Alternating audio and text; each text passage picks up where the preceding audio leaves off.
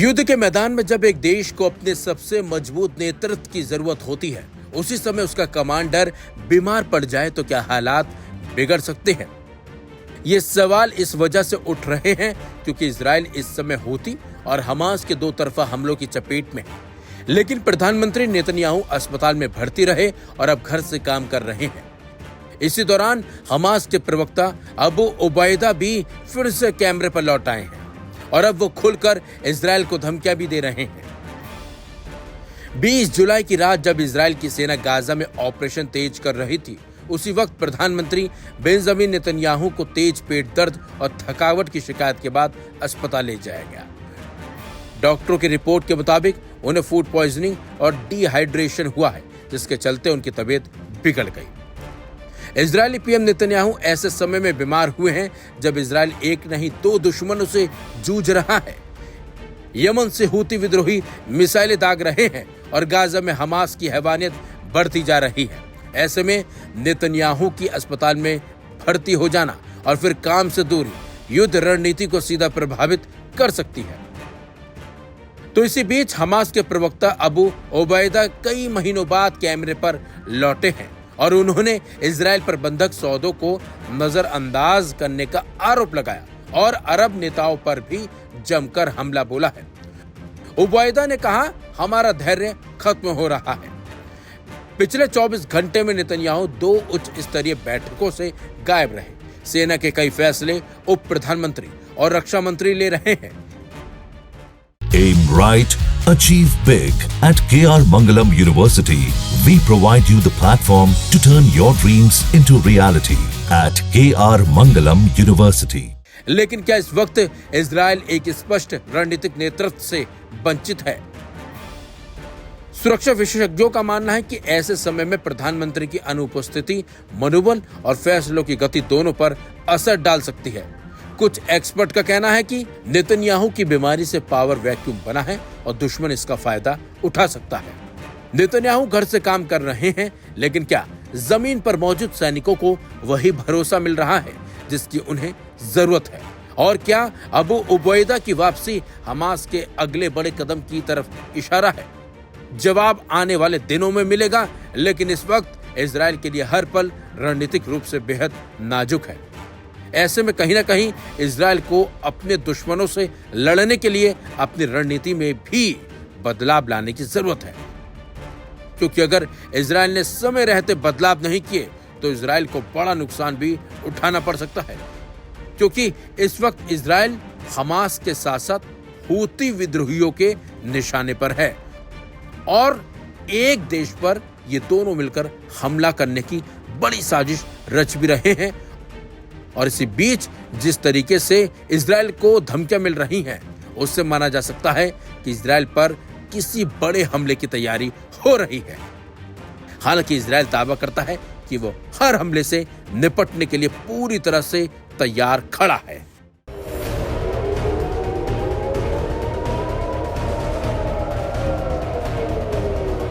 पिछले लगभग 21 महीनों से गाजा में इजराइल और हमास आमने सामने हैं। इजराइल लगातार गाजा पर हमले जारी रखे हुए है। यहाँ तक कि ईरान के साथ चले युद्ध के बाद भी इजराइल के रुख में कोई बदलाव नहीं आया है, उल्टा हमले और तेज हो गए हैं। इजराइल यही नहीं रुक रहा, उसने सीरिया पर भी हमले कर सबको चौंका दिया। इस बीच लगभग 4 महीने बाद हमास के अल-कस्साम ब्रिगेड के प्रवक्ता अबू उबैदा सामने आए हैं। इजराइल के साथ साथ मुस्लिम वर्ल्ड को भी उन्होंने आईना दिखाया और एक तरह से अरब मुल्कों के खिलाफ युद्ध का ऐलान भी कर दिया। इस बीच हूतियों के प्रवक्ता याह्या सारी ने भी अपने ताजा बयान में अरब मुल्कों को चेतावनी दी है। हूती प्रवक्ता याह्या सारी ने इजराइल के बेन गुरियन एयरपोर्ट पर हुए ताजा हमले की जिम्मेदारी ही नहीं ली, बल्कि एक सीधा संदेश भी दिया। उन्होंने कहा, अगर अरब देश गाजा में इजराइल की सैन्य कार्रवाई का समर्थन करते रहे तो अगला हमला आपके देश पर होगा। गाजा में जारी इजराइल के कत्लेआम के खिलाफ जवाब में यमन की सेना ने इजराइल के एयरपोर्ट पर सफलतापूर्वक मिसाइल हमला किया।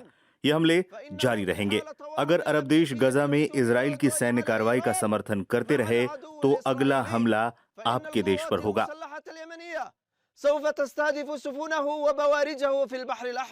Aim right, achieve big. At KR Mangalam University, we provide you the platform to turn your dreams into reality. at KR Mangalam University. इससे पहले अबू उबैदा ने भी अरब मुल्कों के साथ साथ इस्लामिक हुकूमतों को भी खूब लताड़ा था।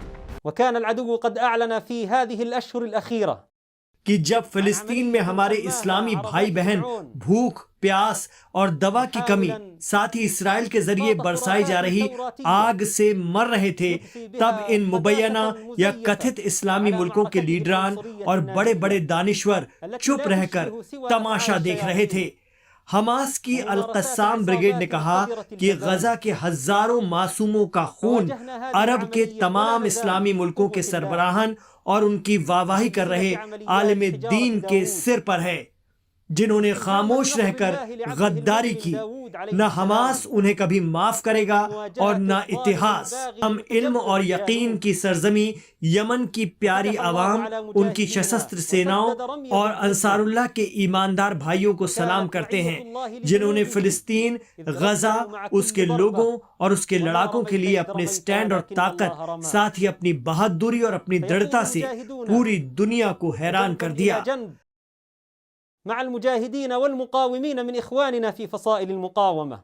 गौरतलब है कि यमन के हुती फोर्स का कहना है कि वो गाजा को अकेला नहीं छोड़ेंगे। जब तक इजराइल पीछे नहीं हटता, वो गाजा का बदला लेते रहेंगे, चाहे उन्हें इसकी कोई भी कीमत क्यों ना चुकानी पड़े। एक्सपर्ट्स भी कहते हैं कि 21 महीने लंबी जंग और फिर 4 महीने की खामोशी के बाद हमास को भी अब अच्छी तरीके से एहसास हो गया है कि कौन उनके साथ है और कौन नहीं। तेल की दौलत से मालामाल, खुद को इस्लामिक मुल्क कहने वाले अरब देशों ने गाजा पर जैसे चुप्पी साध ली है और अपनी आवाम को खुश करने के लिए बीच बीच में IOC और अरब लीग के जरिए इजराइल की निंदा करते हुए उसे धमकाते हैं। तुर्की हो या सऊदी या फिर कतर और UAE, सभी की ताकत इजराइल के आगे कुछ नहीं दिखी। इस बीच हुतियों ने भी 6 से 9 जुलाई के बीच 2 इजरायली जहाज डुबो दिए थे। हुती खुलेआम कह चुके हैं कि जब तक गजा पर हमला बंद नहीं होता और घेराबंदी नहीं हटाई जाती, तब तक हुती अपने हमले जारी रखेंगे। हुती साफ कहते हैं कि वो झुकने वाले नहीं हैं। विश्लेषक भी मानते हैं कि हुतियों को हराना इसलिए भी मुश्किल है क्योंकि वो मरने और मारने की कस्में खा चुके हैं और जो पहले से ही तय कर चुका है कि इस लड़ाई में उसे मौत भी मिल सकती है, तो ऐसे व्यक्ति या ग्रुप को हराना नामुमकिन जैसा हो जाता है। हाल ही में इजरायली नौसेना ने हुतियों के कब्जे वाले हुदैदा पोर्ट पर पहली बार हमला किया, जो इस संघर्ष में एक नया मोड़ था। इसके अलावा संयुक्त राज्य अमेरिका और यूनाइटेड किंगडम भी इस पूरे घटनाक्रम पर नजर बनाए हुए हैं, क्योंकि लाल सागर में हुती हमलों ने वैश्विक व्यापारिक मार्ग को भी खतरे में डाल दिया है। इससे अमेरिका तक अछूता नहीं है। हालिया हमले ये साबित कर रहे हैं कि हुती अब सिर्फ चेतावनी वाले हमलों से आगे बढ़कर इजरायली सैन्य ठिकानों को रणनीतिक रूप से नुकसान पहुंचाने की क्षमता विकसित कर चुके हैं। इस तरह यमन का एक गुट जो कभी स्थानीय गृह युद्ध तक सीमित था, अब इजराइल जैसे सैन्य ताकतवर देश के लिए भी एक गंभीर सुरक्षा चुनौती बन गया है। और अगर ये ट्रेंड जारी रहा तो आने वाले दिनों में मिडिल ईस्ट में और अधिक सैन्य टकराव की संभावना से इनकार नहीं किया जा सकता।